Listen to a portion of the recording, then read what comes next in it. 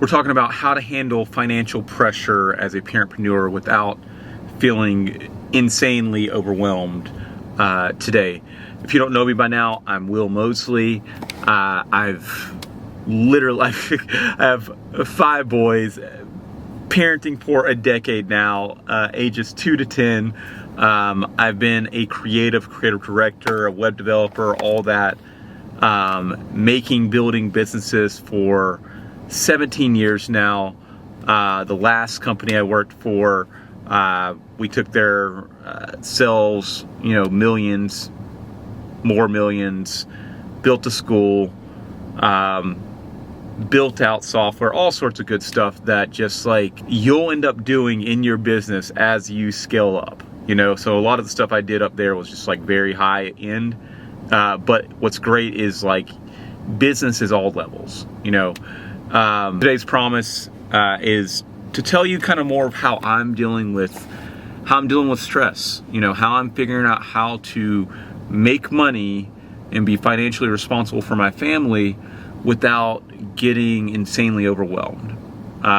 Hopefully by the end of this, you're able to take some takeaways from that and be able to kind of like de-stress yourself or be kind to yourself. All right, let's jump in.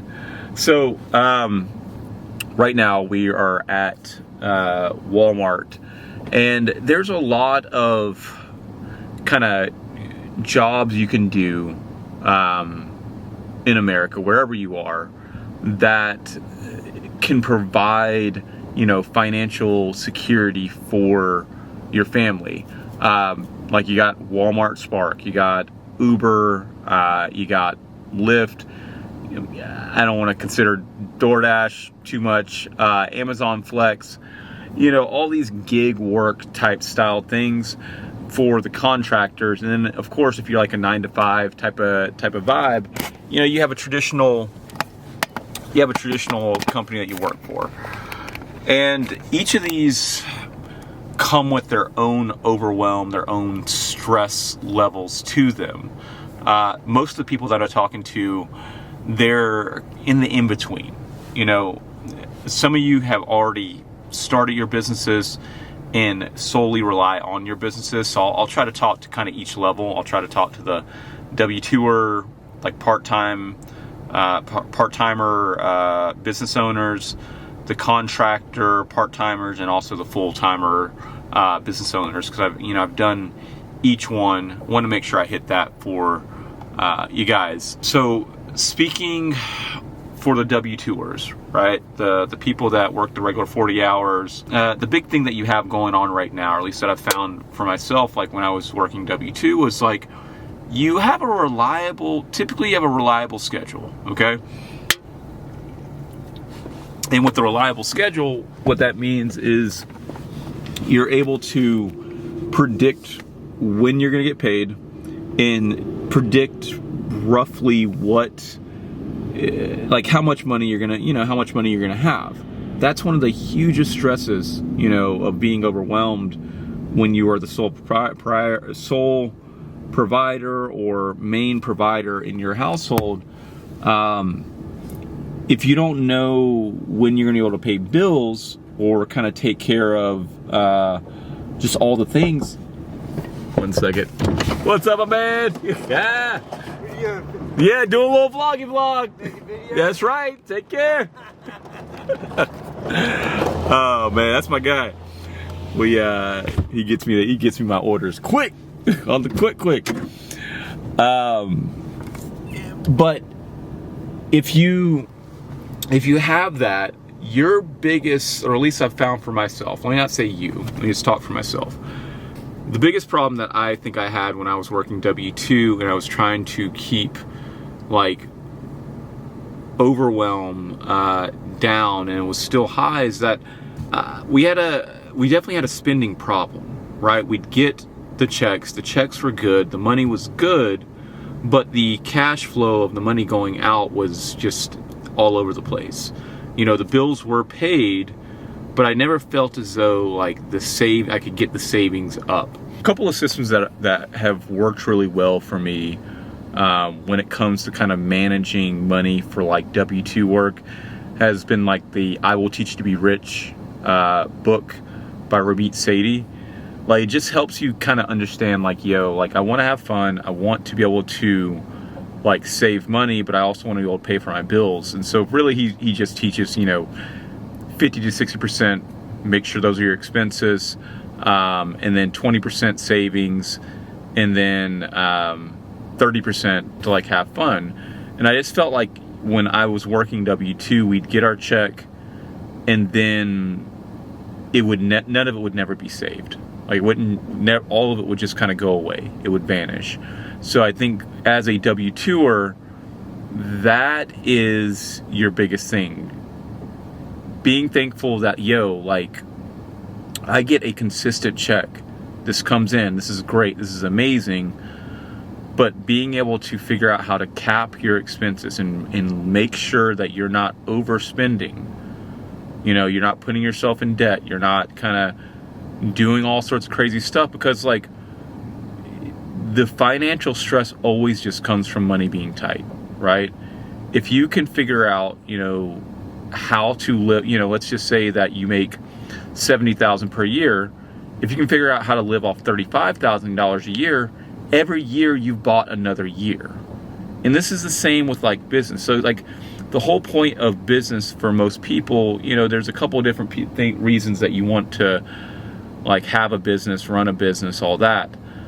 Some of it might be like this kind of weird, like, I got to prove to the world, I got to prove this, I got a chip on my shoulder that makes you just obsess about it. I think I got a little bit of that.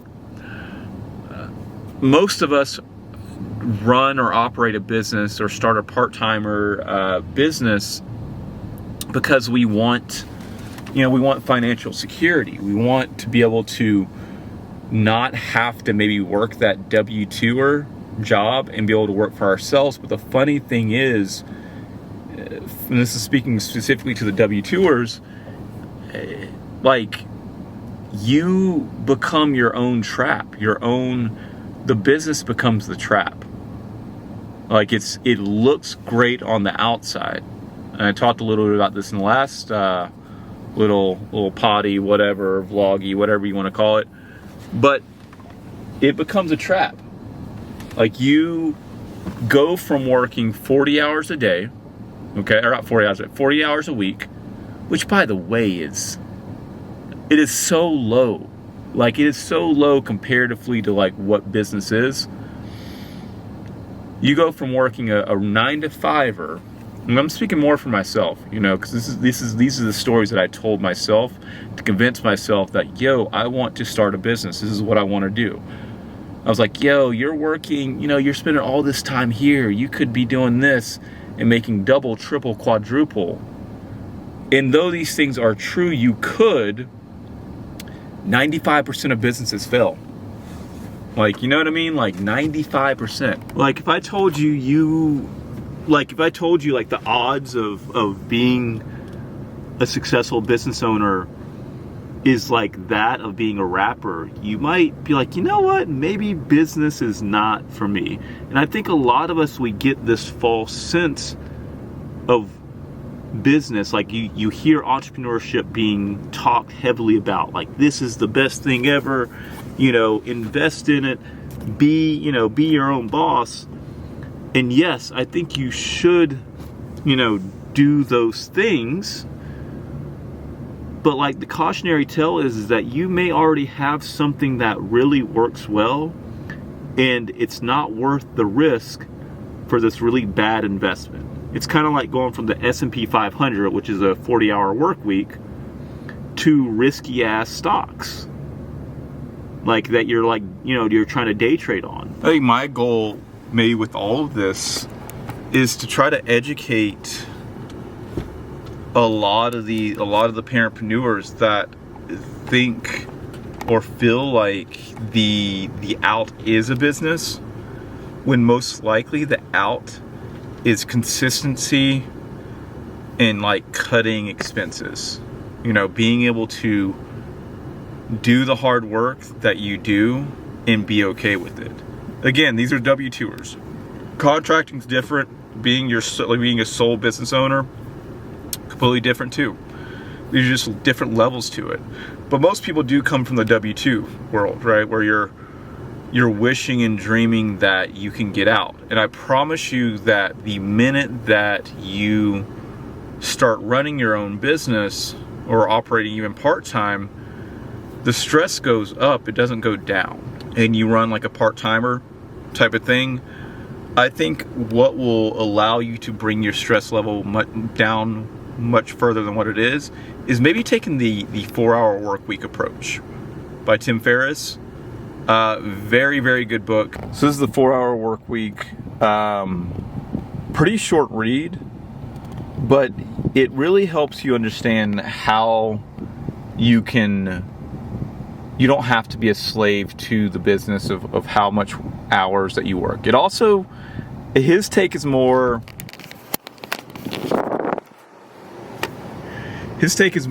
a lot more like, screw the man, get out of your job as quick as possible, or do, so that you can live your dream life. I just have a different take, because I think that when you have a mortgage, or when you're trying to get a mortgage, when you're trying to do anything, when you work a W-2, you're able to provide that proof much more easy, which makes stress like getting an apartment and getting getting a car, all that stuff, that proof, that W-2 proof takes out a lot of stress. Speaking from personal experience, like I went from having like, golden credit and golden, just like work, whatever. And then when COVID happened, I went through a big layoff, right? And that really hit us. And so I've been pretty much doing contracts since then. And I got to say that before all that, having an easy record, where you can pull your taxes or you can pull your last 2, 3, 4 pay stubs, like it changes, I think, a lot of the things that you go through with stress. So for the W-2ers, again, it's more just like, see your 40-hour work week as like dope. Like it's a vibe. It is an amazing thing. You might have 401k match, whatever, and then have your side business as extra cake. That's what I did. I'd had or did websites or whatever, on the side, and I did a few every month or whatever, whenever I was working, like my W-2, and like I never counted on that money to be the money. I always it was just extra. And so as far as finances, like it was always like, oh wow, big Christmas, or or some sort of, or we can go like on this holiday or whatever. That was great. You could definitely do that. You could like doing W-2, like a regular 40-hour work week, and then doing like a side little business hustle that you don't take too serious. Really good stuff. All right, I'm going to move on to contractor, full-time contractors with a part-time business. I'm going to move on to them next. For the full-time contractors, I'm sorry to say, but life is harder for you. If we're going from easy to hardest, you kind of in the middle, right? So W-2 is easy. W-2 with the part-time business, easy. Contract with the part-time business, it's a bit hard. We'll just put it in the middle. It's like it's not crazy hard, but it's a different it's a different story. The biggest stressor of contract work is the inconsistency of the contracts. Whether it's gig work, whether you got, big contract this month, small contract this month, whatever. It is the fluctuation and the inconsistency, the spikiness that makes you want to rip your hair out. Speaking right here, this is first experience right here. This one took me years to figure out, because I'd always worked W-2, and it like, I remember feeling helpless, feeling distraught, like feeling like what's the point?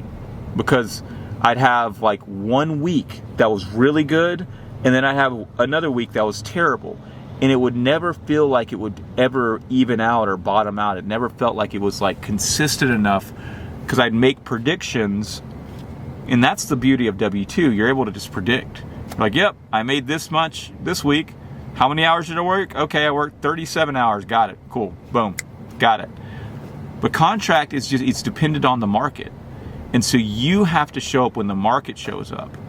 And that's what makes it hard for you to operate, one, a business, and also keep your finances optimized and good. Like right now, I'm waiting on, a job opportunity, a contract to come in. And neither of these are good offers. And so you kind of have to be, the problem is you're trying to pick offers as they come in, when you're doing any sort of this gig work stuff, and trying to judge, okay, how much can I make per hour that'll be consistent with what I need. And this is what this chart is up here, where we're trying to, you got little marks here, marking how many trips, all that stuff, to try to create like some sort of consistent flow. And so I think for you to create financial security for your family while doing contract work and also running a part-time business, I think, one, you don't count on the revenue from the part-time business.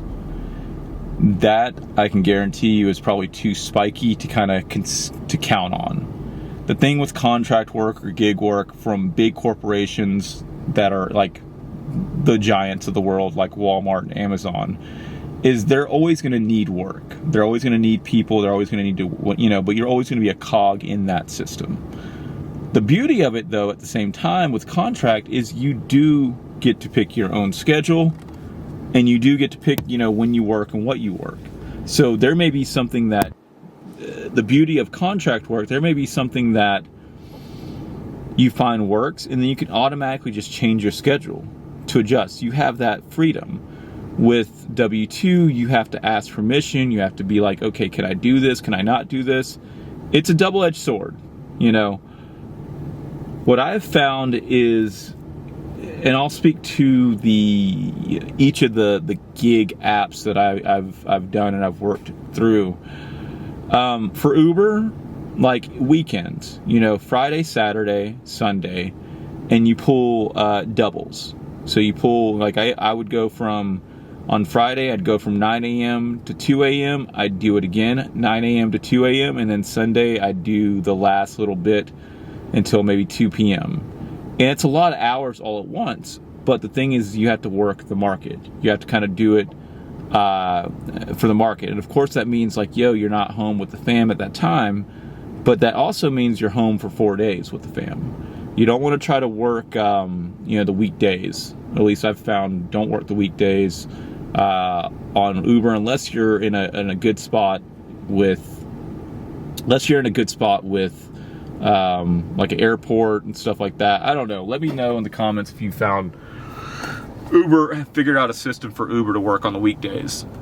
As far as like Walmart Spark, like this stuff, I have found, at least in my area, that I can make a consistent amount every single day. You just got to have an idea of how much that you're trying to make per hour, and figuring out a couple of different ways that you can make that per hour. Whether that's doing 2 short trips or 1 long trip, and making sure that your mileage and all that stuff is under control. And the cool thing about any of this kind of gig work stuff that you sometimes it's back to back to back to back to back to back, but sometimes you may be waiting. And that's the thing that a lot of these contractors, they burn out on. The wait kills them. It's like being at your job and not having anything to do and just I can't wait till I'm out. You need, at least if you're, I've found for myself, I need to have something else that I can do. And that's the perfect opportunity for a part-time business, right? So making use of those dead hours, those dead those dead moments, those dead times, you literally can then use that space, like right now, like this is a dead space moment on the Spark app. You know, it's not, and if you have a consistent dead hours that for always, all the time, don't work those hours. But if this time is typically, can be busy, whatever, but you're always going to have those pockets. You're always going to have those pockets of time. And, you bring a laptop with you, and you got your phone, and you just can do so much more stuff. Now, I said this in the last, or said a bit of this in the last vloggy, podcasty type of thing. If you do figure out, like, when you need to work for the market, that means that you can absolutely have that time for business, right? Today, I literally woke up and I spent 3 hours, like, looking at vlog stuff, podcast stuff. I was in the office. Felt great. Kids were home, hanging, chilling. Like, that's the freedom of contract. So I don't want to, like, I know I spent a lot of time kind of shitting on, like, contract, but I think once you figure out, because the secret is for financial, like, getting out of that financial anxiety, is to lock in the amount of hours, the day rate amount that you need to make, okay? You have to lock that in, and you need to make that, and it needs to be realistic. And then from there, you plug that into, like, something like I Will Teach You to Be Rich or anything like that, and then you can get a real idea of what your paycheck to paycheck to paycheck to paycheck is going to be, so that you can do something. For me and the wifey, and this changes because my ideas, my brain just changes a lot on this stuff, because I'm learning and just figuring stuff out.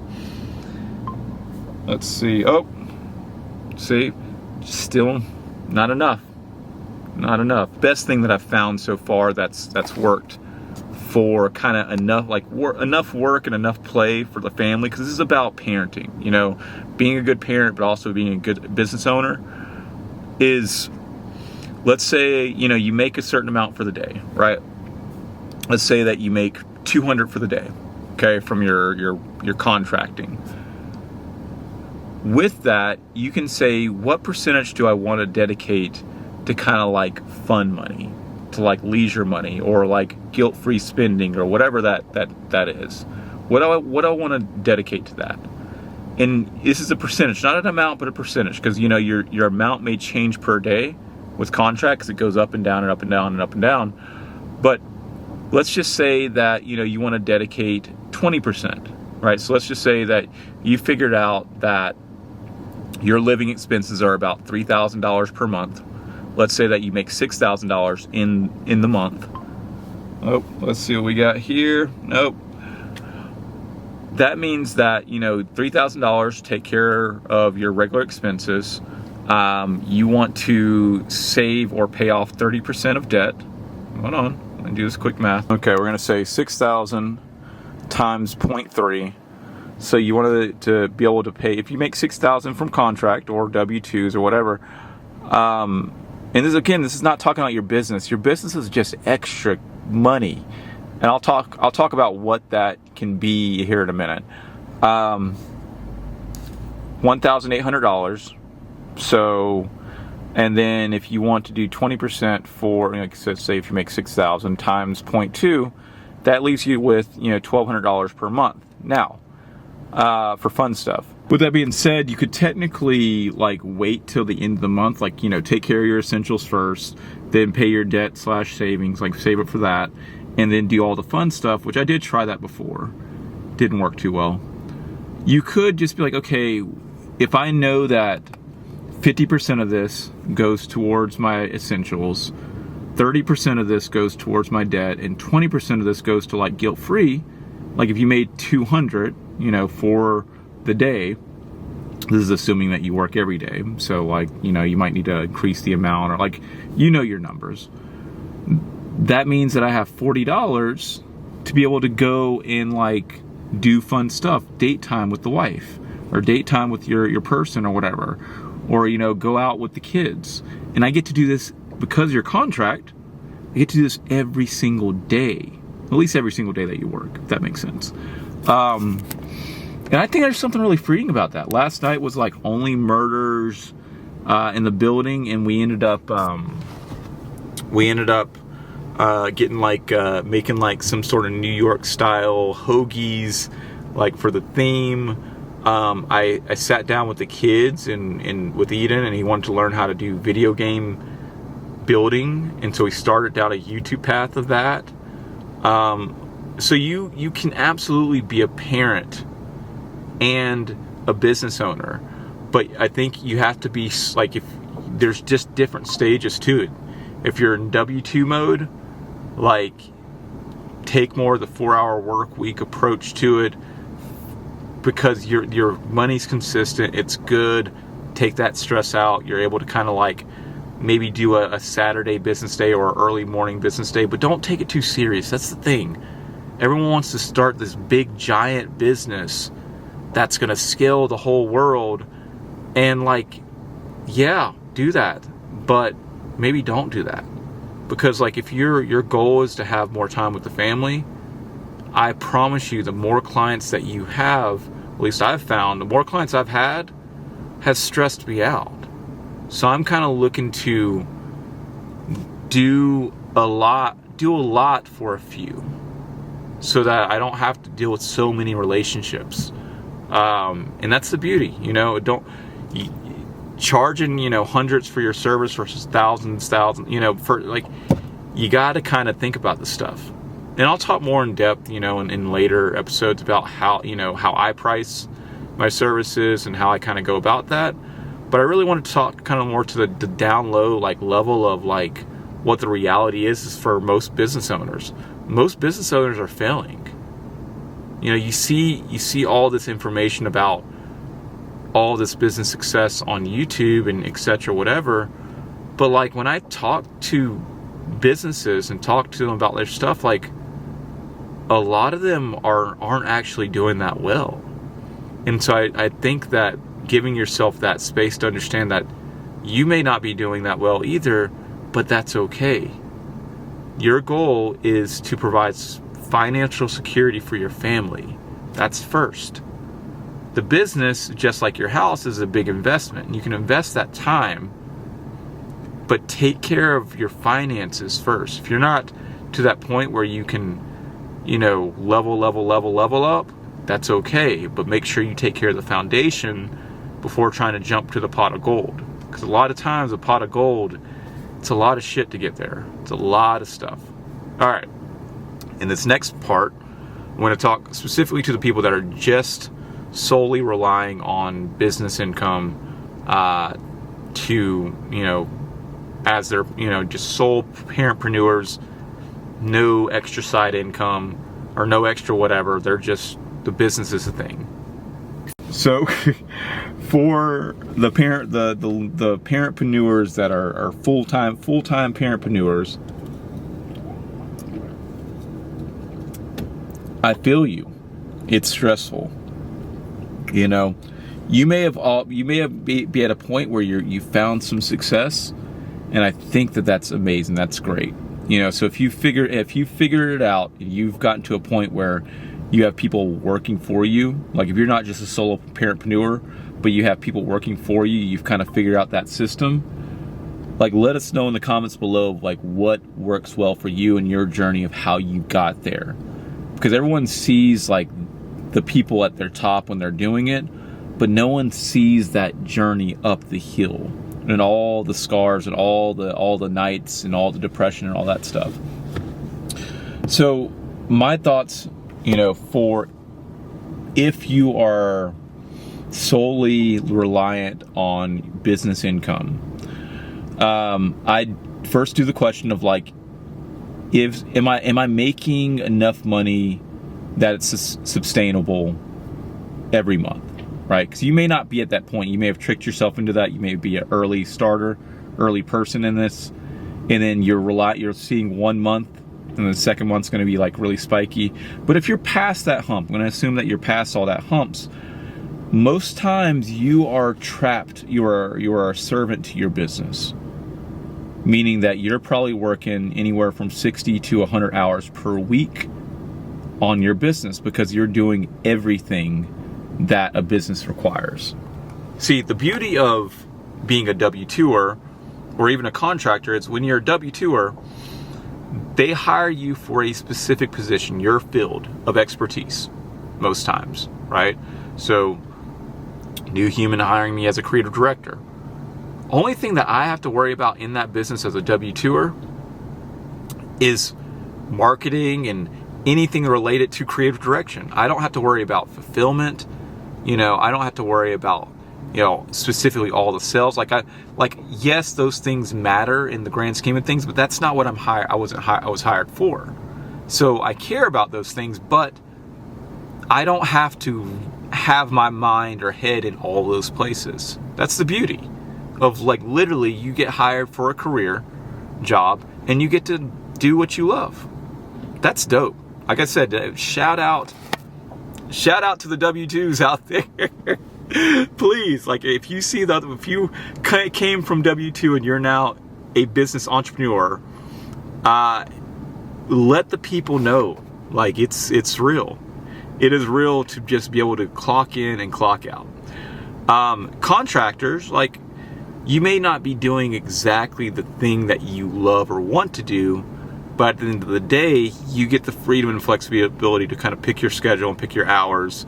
And as long as you just do the boring work, the paycheck comes, which frees you up to kind of do whatever else that you want to do. As the business owner, the minute that you start getting traction, like I said, let's just assume that the money isn't exactly the problem now. You figure out how to get flow into your business. You're getting contracts, you're getting jobs, you're getting people in. All of a sudden now you need to serve those customers.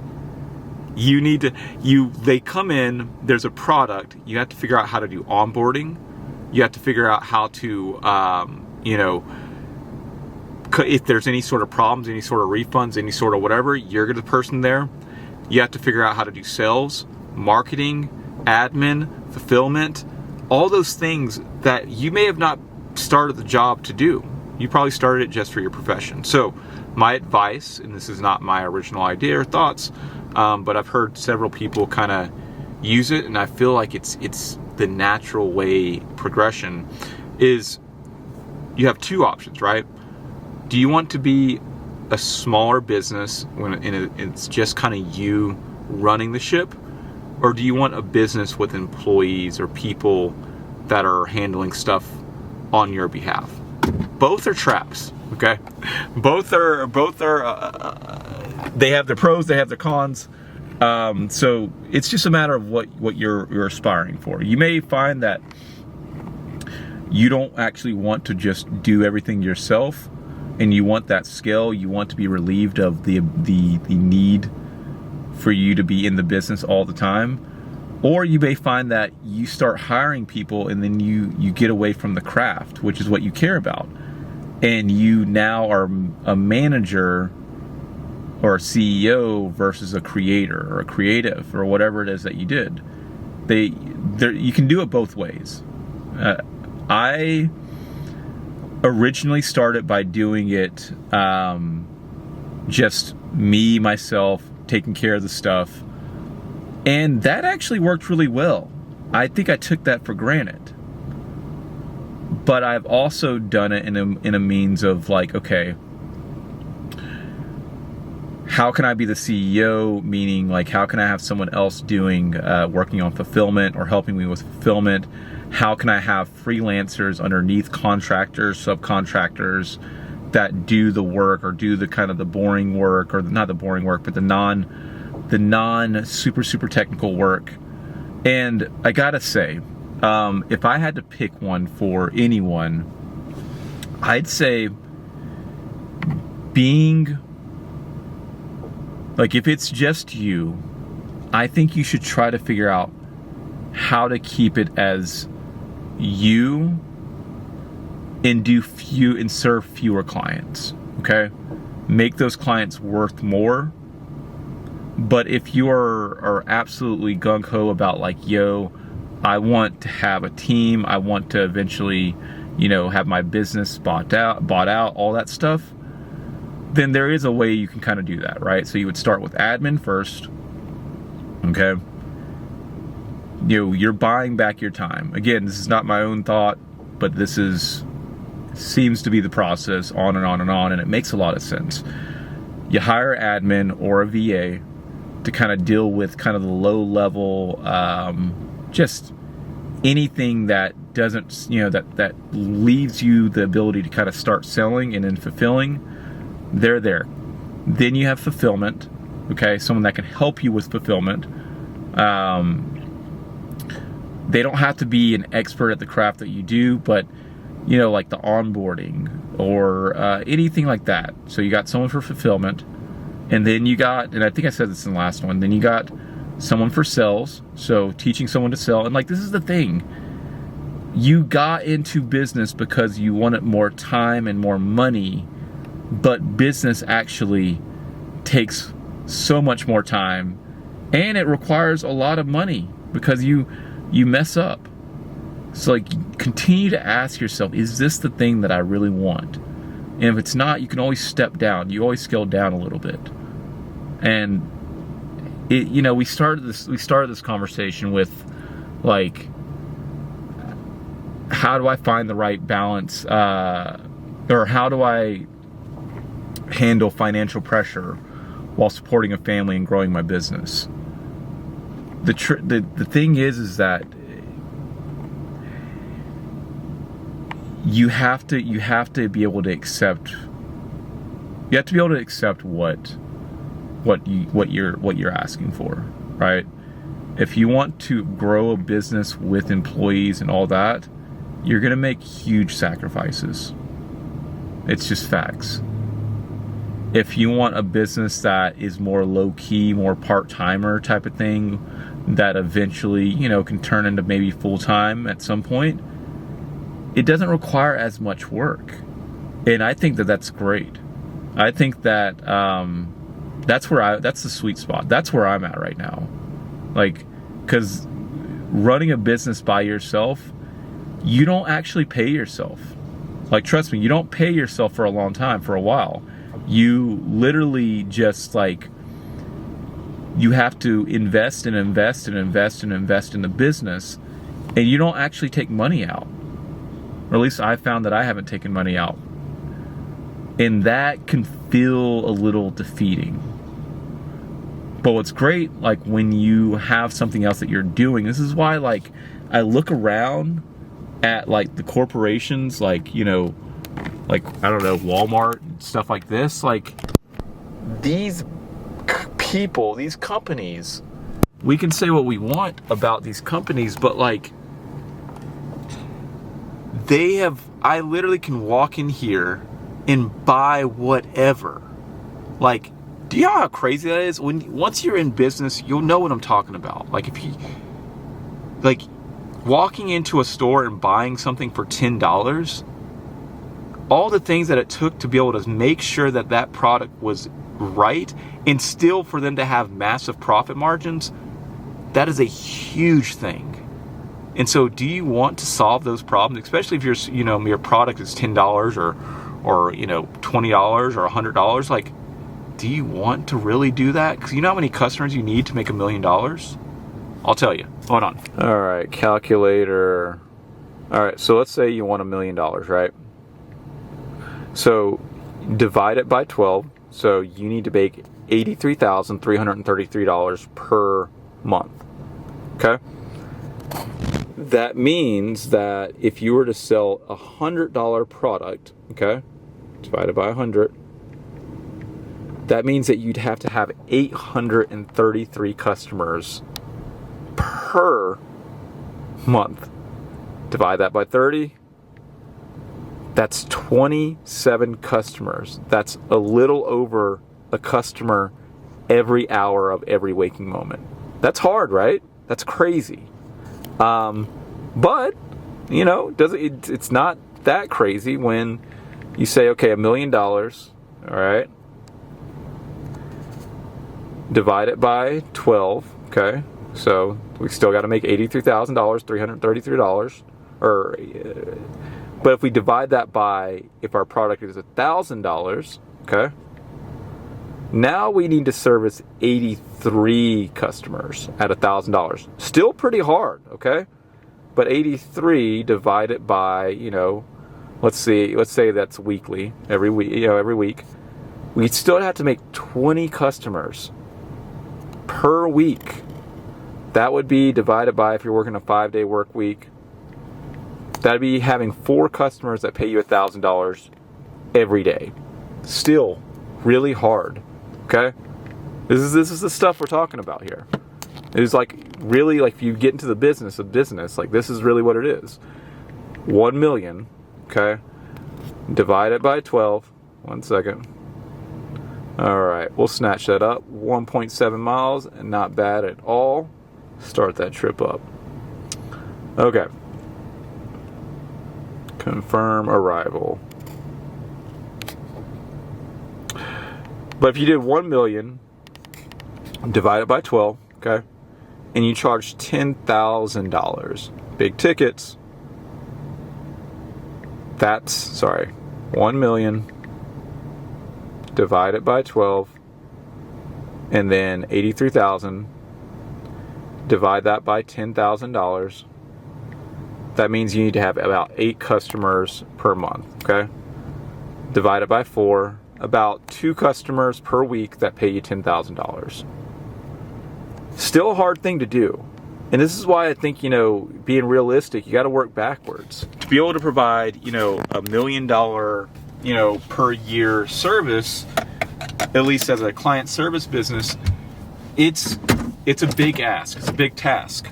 Now, can you do it? Absolutely. You could. But we're talking about time here. Time with the family. Time for self. And if you are trying to close 4 $10,000 sales per, two $10,000 sales.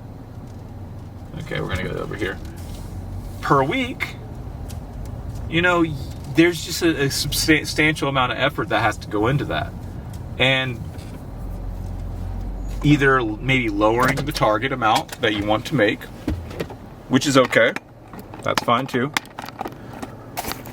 Getting realistic about what you can and cannot do. Or, like, I'm just leaning a little more into the Chris Do pricing model. And I'll talk about that a little bit more in another little vloggy pod. Just getting realistic about that. Because most people don't, they say, I want to make $1 million, but they also don't realize, like, what this sacrifice is. Now, am I going to make $1 million per year? Not this year, no, but I will. And that is, there's different paths to get there.